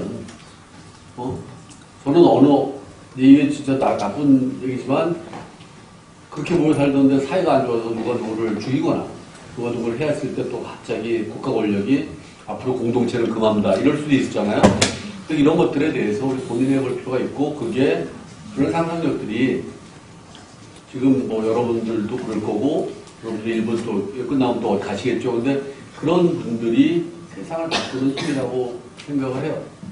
저는 건축가니까 건축으로 그런 고민을 하는 거고, 제가 지금 건물을 짓는 것들을 보여드렸지만, 멋진 건물을 짓기보단 세상을 조금이라도 바꿀 수 있는 건물들을 짓는다라고 하는 거가 더 중요한 거라고 저는 생각하거든요. 또 아까 질문 또 한 번 더 계셨는데. 네, 여기 여자분 질문 하시죠. 네, 저는 조은영이라고 하고요. 그 대학 주거 공간의 가능성이라고 하셨는데 그 범위를 청년으로 봐서 대학생이 아니더라도 20대라면 그 범위라고 생각하시는지 혹은 어떤 대학에 대해서 초점을 맞춰서 나이가 20대가 아니더라도 그 범위로 보시는지 궁금합니다. 참 재밌네요. 우리 집사람이 대학교 3학년이에요, 지금. 편입을 해서. 저 젊은 여자랑 사는 게 아니고. 제가 대학교 3학년이라고 사는 게 아니고, 저희 집사람이 대학교를 다시 가서 3학년이라는 얘기죠. 저랑 나이가 한 살 차이밖에 안 나니까. 그래서 학생증이 있어요. 근데, 그게 프랑스에서는 안 된다고 그러더라고요. 프랑스에서 50 넘으면 대학 다시 못 간대요. 왜냐하면 거의 무료이기 때문에. 그러니까 대학생에게 많은 혜택이 돌아가기 때문에 프랑스에서는 대학을 70, 80 이렇게 못 들어오는데 우리나라는 지금 들어갈 수 있어요. 여러분들의 부모님이나 여러분들 할머니, 할아버지가 시험을 가서도 대학을 들어갈 수 있어요. 시험만 잘 보면. 근데 지금 대학생이라고 하는 것이 이제 옛날에는 특권이었죠. 제가 유시민 씨가 쓴 책을 보면 그 양반이 2살 위인데 자기 동기 중에서 한 20% 정도가 대학을 갔어요. 저도 거의 차이가 안 나니까 여러분들은 가고 싶으면 한 90% 이상이 갑니다. 대학생의 특권은 아니에요, 이제는 더 이상. 그러니까 대학생이라고 하는 거는 내가 얘기한 건 대학이라고 하는 곳에 있는 동안은 인컴이 없어요. 20대에도 인컴이 있는 사람이 있고 소득이 없는 사람 있잖아요. 소득이 있다 하더라도 굉장히 적은 사람들이 부모의 힘을 빌려서 집을 나오고 싶을 경우에 그거에 대한 얘기니까 꼭 대학생 이런 얘기보다는 그런 상황을 이해하시면 될 것 같아요. 그러니까 자기가 돈을 벌지 못하는 사람들 결국에는 등록금 무지하게 올라가는 등록금 얼마죠? 500만 원 곱하기 8 해서 그 빚지고 기숙사비 24만 원 곱하기 얼마 해서 빚지고 이런 문제들에 대한 얘기들이 아마 우리 이사님이 고민하고 있는 일일 거고 여러분들도 고민했습니다. 경제적인 이유가 너무 꼭 반드시 경제적인 이유로만 보지 마시고 그걸 직접 이렇게 사회활동 하시는 분들은 거기에 굉장히 관심이 많으시겠지만 그거 말고도 건축적인 얘기들도 굉장히 많이 있을 거예요. 저는 딸이 하나 있는데 우리 애가 이제 좀 나이를 먹었다는 얘기가 아니라 중학생도 되니까 이제 걔가 그러더라고요. 우리 집에는 문에 열쇠가 없어요. 화장실도 뭐 열쇠가 없어요. 그냥 프라이버시가 없는 집이라고 생각하면 돼요. 그냥 애가 바로 그러더라고요. 중학교쯤 들어가니까 방에 열쇠를 달아달라. 나도 프라이버시가 있다. 난 달아준다 그랬어요. 그냥 밖에서 달겠다. 여러분들이 이게 굉장히 제가 상징적이라고 얘기하는 게 열쇠가 밖에 있으면 감옥이고 안에 있으면 방입니다. 아주 간단한 거잖아요. 그것만으로도 세상을 변할 수 있고 방의 크기를 같이 만들고 적게 만들면서 권력이라는 게 생기고 그런 것들에 대한 생각들을 건축적으로 표현하는 게 사실 어떻게 보면 제일 힘든 걸 수 있어요. 아까 말한 빙산, 빙하 이런 얘기일 수도 있고 저는 너무너무 쉽게 생각해요. 근데 그 쉬운 것들이 우리가 지금 이렇게 이런 세상을 만든 거죠. 그래서 누구 앞에서 편안하게 고개를 숙여도 그 고개를 숙임이 굴복으로 안 느껴지게 생기고 왜 총장실은 그렇게 방이 큰지 왜 학장실은 그 다음으로 큰지 이런 생각을 해보지 않잖아요. 그냥 방 조그만 방들 써도 되는데 근데 그런 것에 대해서 편안하게 생각하기 때문에 그 이상한 의자에 앉아가지고 회의를 하고 그거 옮기려면 어떻게 옮기나 싶은 의자를 200kg씩 되는 것들 그러니까 그런 것들에 대한 고민들을 여러분들이 하길 바라요. 그게 아마 여러분들이 새로운 세상을 보는 과정일 것 같기도 하고 그 질문 하시죠. 네, 저쪽 옆에 계신 분. 제가 계속 대답하게 되나요? 네, 안녕하세요. 저는 이미성입니다. 이 대상지를 자유롭게 선정할 수 있다고 했는데 그럼 그 대상지의 용도 지구나 건폐율 같은 법적인 것은 전혀 생각하지 않아도 되는지 만약 그렇다면 더 나아가서 이미 존재하는 건물 위나 도로 위 같은 것을 대상지로 선정해도 되는지 그런 게 궁금합니다. 도로 위는 가능한 한 안 하셨으면 좋겠고요. 건물 위는 하셔도 되겠죠.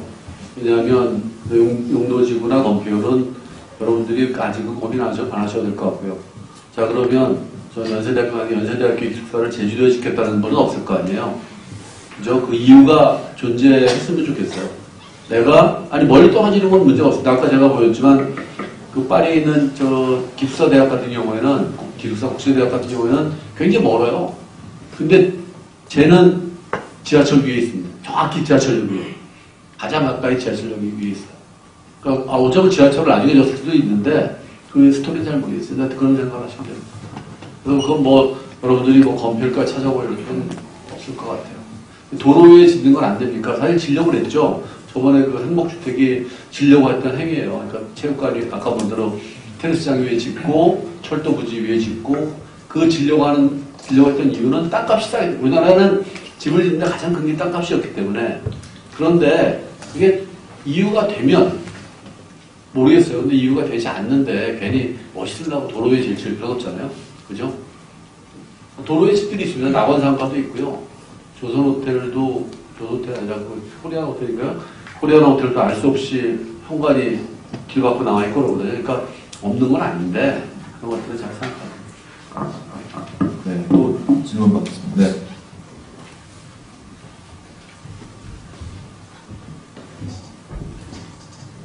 안녕하세요. 이수연이라고 합니다.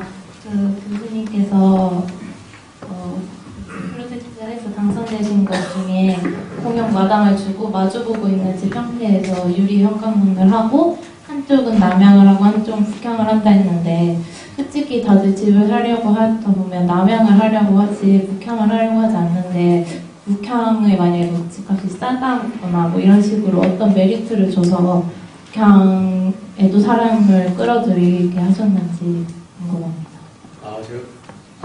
제가 소개한 저기 양호 돌아가는 집은 북향 쪽에 약간 메리트는 있겠죠. 약간 메리트는 있는데 그건 지금 임대주택이에요. 그러니까 분양주택일 경우에 우리나라 부동산 정책이 참 어려운 것 중에 하나가 집에 오래 살지 않는다는 겁니다. 그러니까 뭐냐면 집값이 오르는 걸 바라지 내가 이 집을 정말로 좋아한다. 그러니까 저도 지금 그런 집에 사는데 제가 사는 집은 40년 된 집이라고 아파트는 40년 됐어요. 그런데 집을 부시고 재건축하는 걸 환영한다라고 그래요. 자기가 살던 기억을 부시는 것. 그래서 그런 것 때문에 많이 엉켜있어요. 그런데 저는 북향남향이라고 하는 것들이 저는 동양방인데 지금 이제 제가 사는 집은 남향이지만 동양인데 약간은 여러분들이 그냥 하루 종일 생활하는 집이면 남향이라는 게 의미가 있어요. 그렇지 않을 경우에는 그런 의미도 없는 경우, 아침에 나갔다 저녁에 들어오는데 뭐 해가 떠 있을 동안 집에 입순 적이 없는데 뭐 그런 것들을 생각하면 그것보다 더 중요한 건 그분들한테 커뮤니티라고 하는 것들이라고 생각했던 거죠. 다시 한번 얘기할게요. 제가 지금 하는 건축 아니면 요번에 이것은 저희가 정답을 구하는 게 아닙니다. 어떻게 사람의 삶에 정답이 있겠어요. 그런데 너무나 하나만이 가능하다. 모든 사람은 남양에만 살아야 된다라고 하는 그것에 대해서 남양이 더 중요하냐 내 친구가 더 중요하냐라고 하는 것들에 대해서 질문할 수 있는 가능성들이 있으면 좋겠다. 저는 가능성이라는 말을 좋아해요. 그러니까 무엇이 일로 갈 수도 있고 절로 갈 수 있는 것. 그렇지 않고 나는 여기 가면 일로 가고 여기 가면 일로 가고 하는 것들은 조금 뭐 다시 한번 할게 말을 표현하자면 공허하다라는 거죠. 재미가 없는 사실. 다만 이게 지금 여러분들이 생각하시는 게 사회적인 통념에 의해서 안을 내면 그게 지루한 안은 이제 가능성이 많다라고 이해하시면 될 것 같죠. 중에 이렇게 질문이 많아요. 안녕하세요. 저는 김나연인데요. 아까 교수님이 보여주신 그런 예시에서는 뭔가 함께 모이는 공간이 만들어주고 약간 그런 대안이 많았는데 제가 실제로 기숙사에 살면서 느낀 거는 뭔가 저의 방이 없다는 생각이 들었거든요. 그러니까 혼자만의 공간이 부족하다고 느껴져서 뭔가 저는 그런 문제에 대한 해결을 하고 싶었는데 약간 그거에 대해서는 어떻게 생각하십니까? 그거 하세요. 당연히 하세요. 저는 유니트를 지금까지 자기가 살던 유니트, 지금까지 기숙사 유니트가 이런 모양이다 그러면 전혀 보지 못한 유니트를 만드는 것도 저는 가능하다고 생각해요. 제가 함께 있는 것에 대해서 몇 개 안을 보여줬던 얘기는 뭐냐. 왜 보여줬냐면 그런 게 없기 때문에 극적으로 좀 밀어붙인 거지. 얘가 아까 말했지만 제가 한 게 좋다가 아니에요. 저는 제가 한 게 앞으로 50년, 100년 뒤에도 계속 있고 좋다 생각하지 않습니다. 단지 지금 우리가 갖지 못한 것은 우리가 갖고 있지 않은 것들은 분명히 뭔가 이유가 있을 거다. 아까 생각일 거 아니에요. 그거 딱딱한 생각이니까. 그게 대해서 하면 돼요. 그러니까 저는 정말로 그걸 자고 싶지도 않고 들어가고 싶지도 않지만 일본 사람들이 캡슐 호텔을 만든 이유는 알겠어요. 그리고 그거는 지금 우리가 갖고 있는 여러 가지 문제들을 해결해 줄 수 있는 방법이기도 해요. 무슨 말이냐면 잠은 캡슐에서 자고, 그러니까 우리가 십시일반이라는 말이 있는데 숟가락 10개 합치면 밥에 한 그릇 된다는 얘기잖아요. 자, 기숙사가 있어요. 1000평. 여러분들이 뭐 평이라는 말을 쓰죠. 1000평이라고 있으면 2평짜리를 500개 만드느냐, 1평짜리 500개 만들고 500평짜리 다른 걸 만드느냐, 이런 싸움이잖아요. 응? 근데 그런 것들도 가능하다는 얘기죠. 그런데 봤더니 그냥 조그만 거 만들어 놓고 나머지 500평은 그냥 빈 거다. 이거를 원하지는 않습니다. 저도 그렇고 다 원하지 않으실 겁니다. 그래서 그런 것들을 제안해 주기 바라요.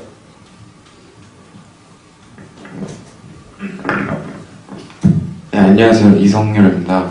혹시 그러면 분산적인 형태의 바운더리를 가진 기숙 형태도 인정하시는지 그러면 분산이라는 게 무슨 말이죠?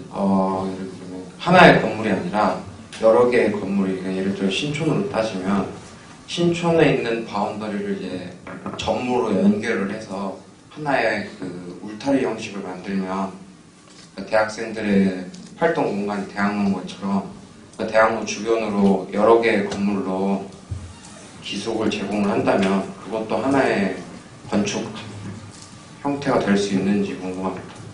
거기서 된다고 그러면 할 거고 안 된다고 그러면 안 할 거예요? 그건 아닐 것 같은데? 아니 뭐 그건 당연히 여러분들이 지금 기숙사가 아니잖아요. 집들에 살고 있는 게 그런 거 아닌가요? 자기 집이 전부로 연결돼 있고. 근데 예를 들어서 이걸 뭐 얘기를 하면 또 이렇게 할까? 기숙사가 여러 개 있고, 예를 들어서 하숙이잖아요. 하숙집이 여러 개 있고, 그 하숙집에서는 밥을 먹었잖아요. 근데 밥을 한 곳에서 먹는 기숙사도 가능하겠죠. 신촌에 한 10개 집을 빌려서 커뮤니티는 딴 데 밖에 있는 경우도 가능하겠죠. 뭐 우리 집사람이 꿈꾸는 아파트예요. 밥 해주는 아파트.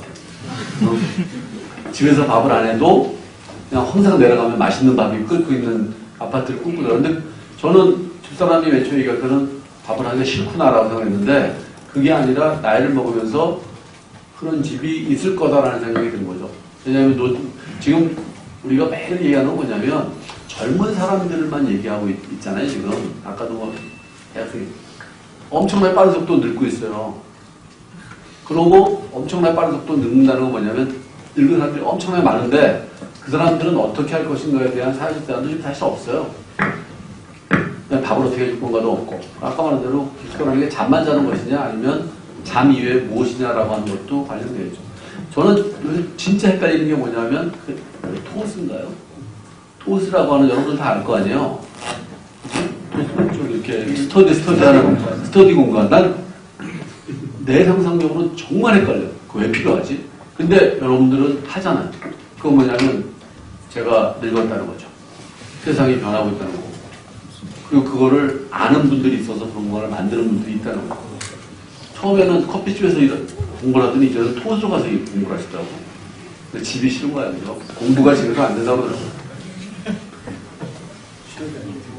네, 그렇죠. 네. 또 질문 받겠습니다. 맞아요. 네.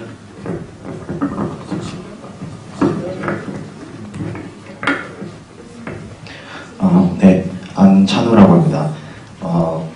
저희가 지금 현재 이제 진행하려고 하는 어떤 그 주제를 보면 대학 기숙사를 계획하는 건데, 네, 그 교수님과 선생님께서 PPT 해주신 내용을 보면은 어떤 대학 기숙사라는 내용 자체의 문제 이상으로 어떤 그 집합 같이 모여서 사는 주거는 과연 어떤 것인가에 대한 말씀을 많이 해주셨던 것 같아요. 그래서 저희가 그런 그 말씀해주신 내용에 입각을 해서 저희도 이제 그 현대 사회에서 집합 주거라는 형태는 과연 어떤 것이 되어야 되는가가 되어야 되는지 제가 지금 생각을 하고 있는데, 근데 그 기숙사라는 거는 결국 이제 대학교 안에 프로그램들과의 어떤 연동성도 생각해야 된다고 생각합니다. 그래서 물론 그런 두 가지 경우를 다 고려하면 좋겠지만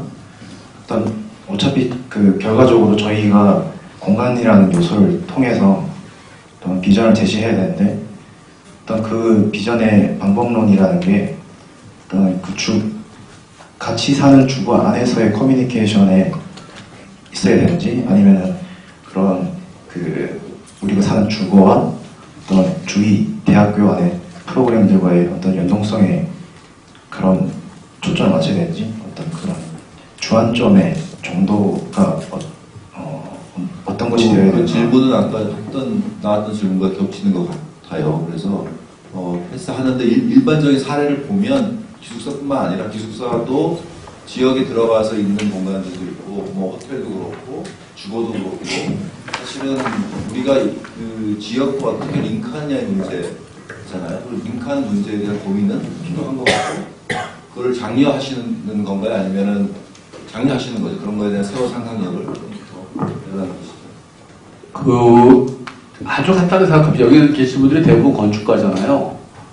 자, 건축 학생들이 4년 또는 5년의 대학생활을 마치면서 다른 사람들하고 만날 기회가 있나요? 자, 일단은 저는 동아리를 하는 사람들은 만나겠죠. 그죠? 동아리를 안 하면, 학생활에서 밥 먹으면서 옆에 사람들하고 얼굴 한두 번 보겠죠. 그런데 기숙사라고 하는 것이 아마 다른 것을 하는 사람을 만날 수 있는 공간일 거예요, 아마. 그리고 그게 고등학교 때 말고 대학을 들어와서 이렇게 새로운, 사실은 저는 이제 대학을 사람들을 만나는 장소라고 생각을 하는데, 만나는 그런 기회를 갖는 곳이기 때문에 그런 것으로 생각을 하면 어떤가 합니다. 지금 제 생각은. 그러니까 뭐 복잡한 얘기가 아니라, 내가 집에 있으면 부모님, 저는 뭐 한 번도 기숙사에 있어 본 적이 없어요. 한 번도. 그런데 영화나 이런 것을 많이 보면, 특히 미국의 대학교 기숙사들은 새로운 사람들을 만나는 굉장히, 그 다음에 좀 심하게 말하면 좀 재수없는 지적인 싸움들도 있고, 우리가 그런 것들을 기숙사를 통해서 또 주거에 대해서 고민할 수 있는 기회였으면 좋겠어요. 사실 제가 알기로는 이사장님 같은 경우에 처음에는 굉장히 작은 것에서 시작한 걸 알고 있어요. 이 지금 민달팽이까지 가기 위해 처음에는 왜 이렇게 비싸? 아니면 뭐 그러면서 그거를 한번 들어보시면, 잠깐 짜고 저만 들어보세요. 이거 처음에 젊으시잖아요, 굉장히. 처음에 이렇게 했던 얘기를 조금 들어보시면, 우리가 건축이 아니더라도 뭘 할 수 있구나는 걸 들 수 있고, 처음에 어떻게 시작하셨는지 한번 말씀해 주시는 게 도움이 될 것 같습니다. 어떤 맥락으로, 네. 학교에서 왜 이런 민달팽이 저기를 했는 것 같아요. 제가 너무 많이 얘기한 것 같아서. 네. 그러면 도움이 되실지. 어쨌건 이게 건축적으로 귀결을 하셔야 되니까 질문이 되게 디테일하실 수밖에 없을 것 같은데, 일단 이야기는 해보겠습니다. 일단은 시작했던 지점은, 그러니까 누구나 평등하게 그러니까 능력에 맞게 평등하게 교육받을 수 있어야 한다는, 우리나라 이제 헌법에도 나와 있는 어떤 정치에.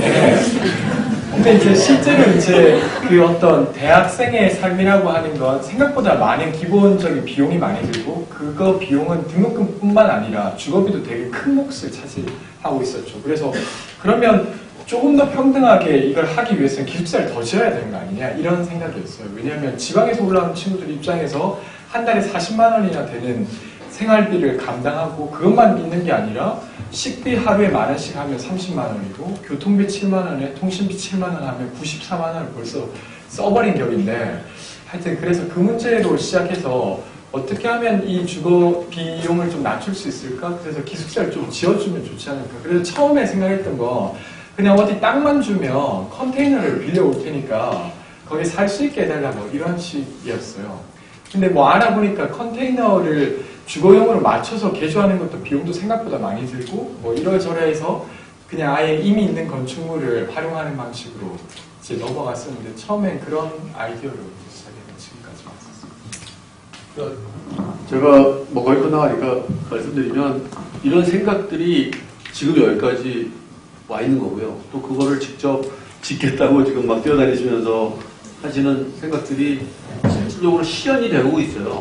그렇게 실현되는 것들을 여러분들이 씨를 뿌리고 또 그거를 비주얼라이즈, 그러니까 보이게 만들어주세요. 보이게. 그러니까 맥시멈이 이 정도 되는 거지. 조그만 기숙사에도 좋고, 그 다음에 저는 항상 그 팬텀 오브 더 오페라 보면은 그 오페라 극장에 나머지 시간에 딴 데가 있잖아요. 귀신이 살잖아요. 팬텀이 사는 거잖아요. 귀신음이 서고. 그것처럼 만약에 대학이 9시부터 9 to 6로 대학이 움직인다면 나머지 시간은 비어있는 건데 왜 비어있지라는 생각 좀 많이 했어요. 사실은. 그냥 아예 24시간 돌리지. 대학은. 교수가 좀 힘들겠지만.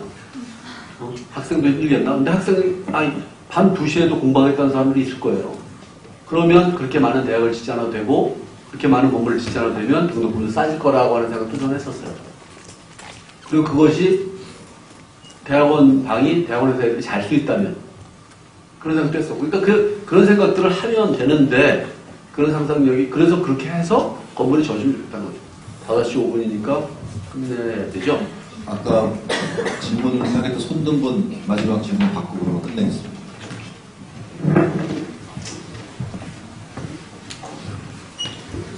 네, 안녕하세요. 저는 김형우라고 하고요. 제가 지금까지 계속 구체적인 그 설계 방안에 대해서만 질문했었는데 그거보다 너무 외로워 좀 궁금하고 그 인달팽이 협동조합에 궁금한 게 있어서, 근데 제가 지금 계속해서 답안을 좀 나누고 있는데 그 구체적인 대상이 자꾸 우리 지금 한국인 대학생에 대해서만 얘기가 되고 있는데, 실질적으로 우리 사회에 지금 외국인 유입률이 되게 높잖아요. 그리고 대학교에서도 외국인 유학생들이 되게 많아지고, 그분들은 또 이제 자기 혼자 오는 게 아니라 가족 단위로 한국으로 들어오잖아요. 그러면 지금 그쪽에서 생각하고 있는 것들이 외국인에 대한 고려가 되고 있는지에 대해서 좀 궁금하거든요. 일단 현재 이제 저희가 하고 있는 정도는 그렇게 이제 가족 단위 구성을 대상으로 하고 있지 못하고 있습니다. 그러니까 1인 가구 대상으로 하고 있고, 근데 이 1인 가구 내에 꼭 외국인은 안 된다 이렇게 두고 있지는 않고, 근데 말씀하신 대로 대학의 구성원이라고 하는 분들은 등록은 진짜 혼자 하시겠지만 그게 이미 가구를 형성해서 오시는 분들도 있을 테니 그런 것들까지 고려해서 아마 논의를 하시는 게 좋을 것 같긴 그 드리면서. 아마 이제 맨 마지막 질문 같은 경우도 지금 우리 사회에서 실질적으로 벌어지는 일이잖아요. 그래서 여러분들이 현실적으로 벌어지는 현실적 문제를 잘 잡고 그 문제를 해결할 수 있는 다양한 시나리오들을 검토하시고 그 시나리오를 바탕으로 건축안을 만드는 프로세스를 가지신다 그러면 전반적으로 저희가 요구하는 필요한 안들이 나올 거예요. 그러니까 문제가 여기서부터 어그러지면 그 다음 단계가 좀 어려울 수도 있으니까 문제를 잘 잡으시고 시나리오를 만드시고 건축안을 만드시고 생각하시면 될 것 같습니다. 오늘 세 분 이렇게 다시 한번 감사드리고요. 네, 좋은 말씀